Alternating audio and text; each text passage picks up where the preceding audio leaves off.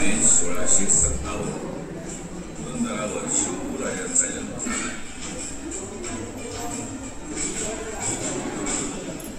1665 मध्ये महाराजांवर चालून आलेल्या मिर्झा राजा जयसिंग आणि दिलेर खान यांनी पुरंदरचं महत्व जाणून किल्ल्याला वेढा दिला. 21 मार्च 1665 पुरंदरचा वेढा सुरू झाला. उत्तरेकडून नारायणपूरच्या दिशेनं खुद्द मिर्झा राजे आणि दिलेर खाननं छावणी टाकली, तर पुरंदरच्या पिछाडीवर म्हणजे दक्षिणेकडून दाऊद खान, रायसिंग राठोड, रामसिंग वगैरे मोर्चे लावून बसले.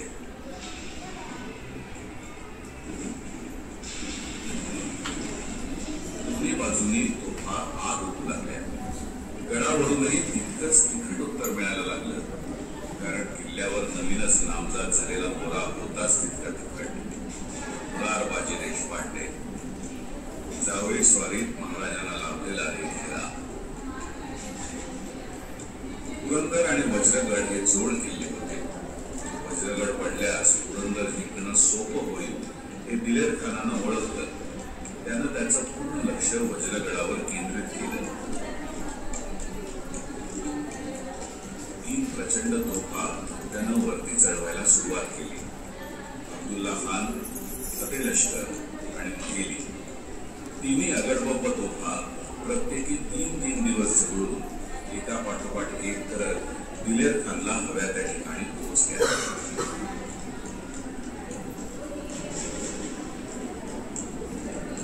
तो गोळ्यांनी वज्रगड भाजला जाऊ लागला. 13 दिवस जीवावर उदार होऊन वज्रगड लढला आणि अखेर त्याच्या बदली पोहोचला. वज्रगड पडला आणि पुरंदरच्या गळ्याला फास पडला.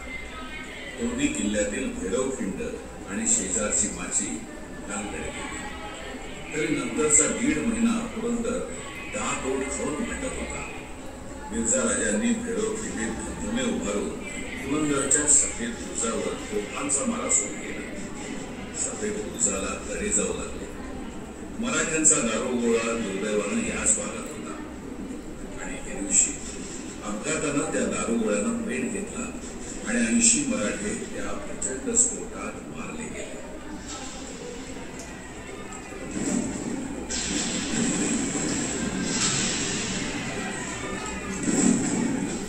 काळा बुरुजही 6 दिवसांनी पडला आणि पुरंदरची माची मुघलांकडे आली.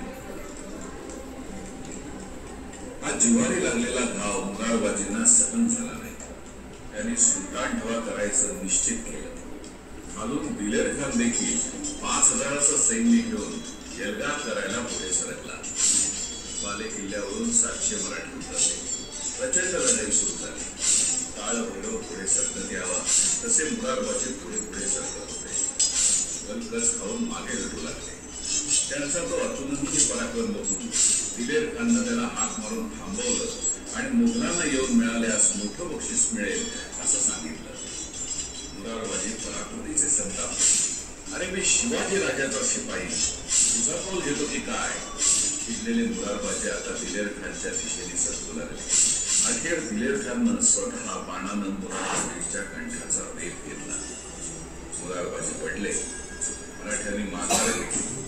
ते शौर्य पाहून खुद्द दिलेर खानची बोटं धुंडात गेली. ही कैसा सिपाही खुदा ने पैदा किया.